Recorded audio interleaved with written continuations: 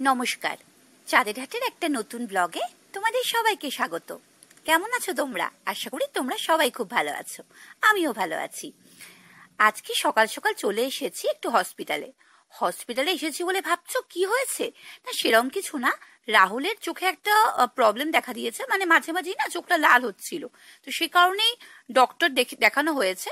তো doctor suggest করেছে কিছু টেস্ট করার জন্য, সেই টেস্টগুলোই করাতে এসেছি। তো সে কারণে হসপিটালে আসা। তো আমাদের এখানে কি হয়, ট্রিটমেন্টের যে ফেসিলিটিগুলো আছে সেগুলো তোমাদের সাথে একটু শেয়ার করছি। মানে আমাদের যে কোম্পানি থেকে যে হেলথ ইন্স্যুরেন্স করানো আছে, তো সেখানে যে মেডিক্লেম কার্ড আছে, তো সেখানে এই কার্ডের কি ফেসিলিটি আছে, মানে কার্ডের থ্রু না তুমি সবকিছু ক্যাশলেস করাতে পারবে। মানে এর জন্য যে তোমাকে হসপিটালে অ্যাডমিট থাকতে হবে এমন কোনো ব্যাপার নেই। মানে বড় বড় হসপিটালে যে সমস্ত কোম্পানির ইন্স্যুরেন্সগুলো করা মানে আছে, মানে যে সমস্ত কোম্পানির মেডিক্লেম ইন্স্যুরেন্স হয়, তাদের সমস্ত অফিসগুলো বড় বড় হসপিটালে থাকে। মানে আমরা যে ধরো এই হসপিটালে এসেছি, এই হসপিটালে 3 থেকে 4টে কোম্পানি এরকম হেলথ ইন্স্যুরেন্সের অফিস আছে। তো আমাদের যে কোম্পানির ইন্স্যুরেন্স আছে, তো আমাদের সেই অফিসে যেতে হয়, সেখানে গিয়ে আমাদের কার্ডটা দেখাতে হয়, তাদেরকে বলতে হয় যে কিসের জন্য এসেছো, মানে কিসের ট্রিটমেন্ট তুমি করাবে। তো তারা তখন সেই ডিপার্টমেন্টে তোমাকে পাঠিয়ে দেবে। এবার যাবতীয় ট্রিটমেন্টের খরচা তোমার এই ক্যাশলেস কার্ড থেকেই তোমার ডিডাক্ট হয়ে যাবে, তোমাকে নিজে থেকে কিছু আর পে করতে হবে না। যেমন আমার মানে রাহুলের জন্য যে আমি আই স্পেশালিস্ট দেখিয়েছি, আই স্পেশালিস্টের যে তার যে চার্জ আছে, ডক্টরের যে ফিজ আছে, তারপরে এই যে আমি আই চেক আপের জন্য এসেছি, মানে কতগুলো আমাকে টেস্ট করাতে হবে, সেই সমস্ত টেস্টের খরচা ক্যাশলেস হয়ে যাবে। মানে আমাকে নিজে থেকে কিছু পে করতে হচ্ছে না।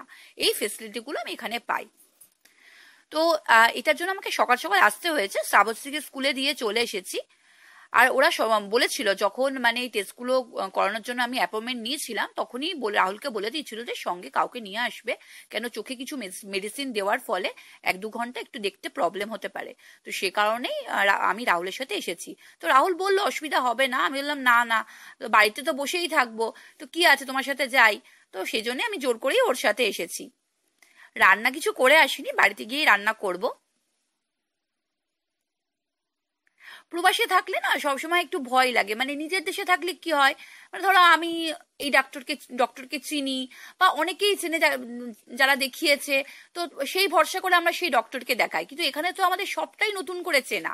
তো সেইভাবে হ্যাঁ, যখন কোনো বড় হসপিটালে যাচ্ছি তখন নিশ্চয়ই ভালো স্পেশালিস্টই থাকবে। তো তবুও মানে একটা ভরসার জায়গা থাকে না নিজেদের দেশে, কিন্তু এখানে থাকার পর একটু সবকিছু ভয়ে ভয়ে, চোখ বলে কথা, প্রথমেই ভয় পাচ্ছিলাম। তো যাকে সব টেস্ট করে বাড়ি চলে এসেছি। বাড়িতে আসার পর রাহুল বলল কি রান্না করবে, রাহুল বললো চলো না একটু মানে একটু বিরিয়ানি করো না। তাই আমি বললাম যে ঠিক আছে, তুমি যখন খেতে চাইছো তখন বানাচ্ছি। রাহুল বললো যে তোমাকে আমি হেল্প করে দেবো না, ঠিক আছে। তো অনেকটাই হেল্প আমাকে করে দিয়েছে, কাটাকুটি করে কিছু করে দিয়েছে। আমি চটপট ভাতটা বসিয়ে দিলাম, 8 ঘন্টার মতো চালটা ভিজিয়ে রেখেছিলাম। আর চিকেনটা যেহেতু বরফ হয়েছিল বলে একটু সময় লাগলো, সেজন্য আগে আমি ভাতটা করে নিলাম, বেরেস্তাগুলো ভেজে নিলাম। ব্যাস, চিকেনটা মোটামুটি কষানো হয়ে গেছে, আর 10-15 মিনিট ঢেকে রাখলেই হয়ে যাবে। বিরিয়ানি না দেখবে আলুটা খেতে কিন্তু ভীষণ ভালো লাগে, আমার তো ভীষণ ভালো লাগে। রাহুল বললো আলু দিতে হবে না, আমি বললাম না না, দেরি হয় 8 ঘন্টা, দেরি হবে, কিন্তু আলু দিয়েই বিরিয়ানি খাবো, আমার তো ভীষণ ভালো লাগে।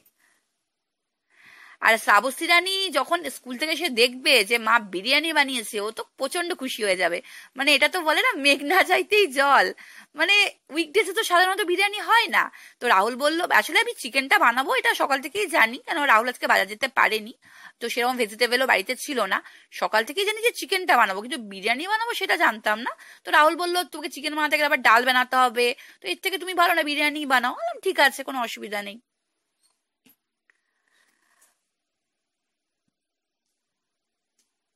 যখন কলকাতাতে থাকতাম তখন আমি বিরিয়ানি খেতে ইচ্ছা করলে অর্ডার দিয়ে দিতাম। তো এখন তো আর সেই ইচ্ছেগুলো যদি পূরণ করতে হয়, নিজেকেই পূরণ করতে হয়, নিজেকে বানিয়ে খেতে হয়। কিন্তু নিজের হাতের বানানোর জিনিস, সেটাও অমৃত। সেটা যত বড় বড় রেস্টুরেন্ট বলো, যাই বলো, তার থেকে অনেকটা বেটার হয়, অনেকটা অনেকটা ভালো ভালো হয় নিজের হাতের বানানো জিনিস।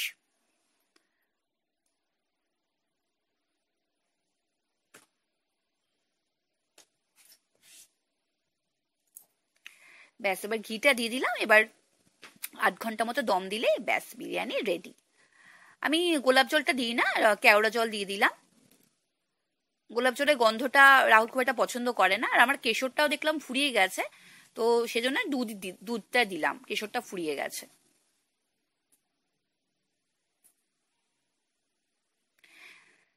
এবার আমি চান করতে যাব, চান করে এসে ব্যাস সাবস্তিও স্কুল থেকে চলে আসবে, তারপর গরম গরম পরিবেশন।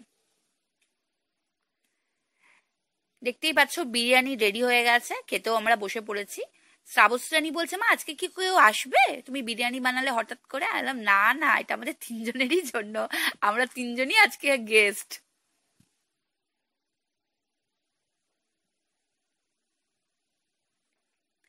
খেয়ে দিয়ে আবার রাহুল মানে হঠাৎ করেই রাহুলকে বললাম যে চলো, আসলে শ্রাবস্তীর যে ঘড়িটা কিনেছিলাম তোমাদের আগের দিন, তোমাদের আগের ব্লগে তোমাদের সাথে শেয়ার করেছি, ওরা আবার কালারটা পছন্দ না।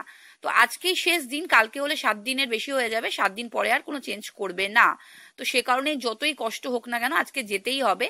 তাই আজকে খাওয়া দাওয়ার পর বেশিক্ষণ আর রেস্ট নিইনি, মোটামুটি 10 মিনিট মতো রেস্ট নিয়ে চলে এসেছি SM মলে ঘড়িটা চেঞ্জ করব বলে। ওর কালারটা পছন্দ হচ্ছে না। আলাম ঠিক আছে, যখন পছন্দ হচ্ছে না, যখন সুযোগ আছে, 7 দিন যখন সময় পেয়েছি, তো চেঞ্জ করিয়ে নে।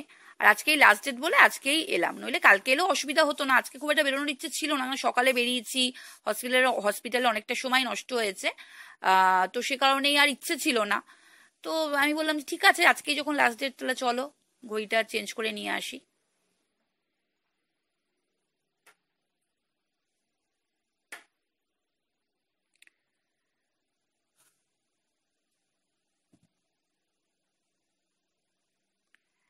এই চলে এসেছি, এবার চেঞ্জ করে নেব, চেঞ্জ করে নিয়ে বাড়ি চলে যাব।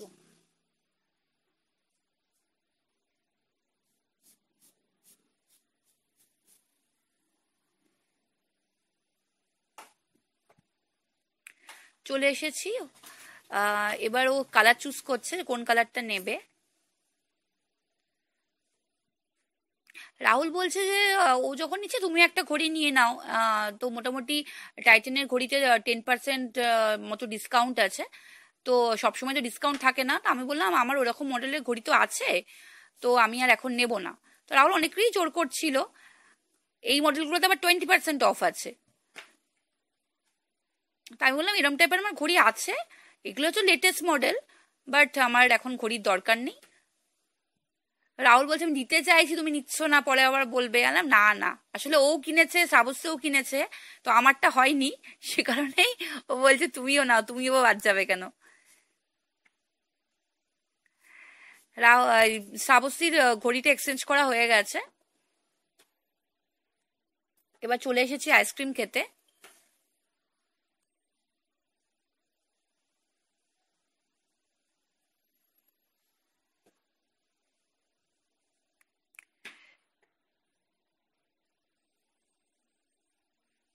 তো আজকে দিনটা ভালোই কাটলো, তো আজকের ব্লগটা এখানেই শেষ করছি। তোমরা সবাই খুব ভালো থেকো, সাবধানে থেকো। পরের ব্লগে আবার তোমাদের সাথে দেখা হবে। আর ব্লগটা কেমন লাগলো কমেন্টে অবশ্যই জানাবে। ভালো লাগলে লাইক করে দিও, শেয়ার করে দিও, সাবস্ক্রাইব করে দিও।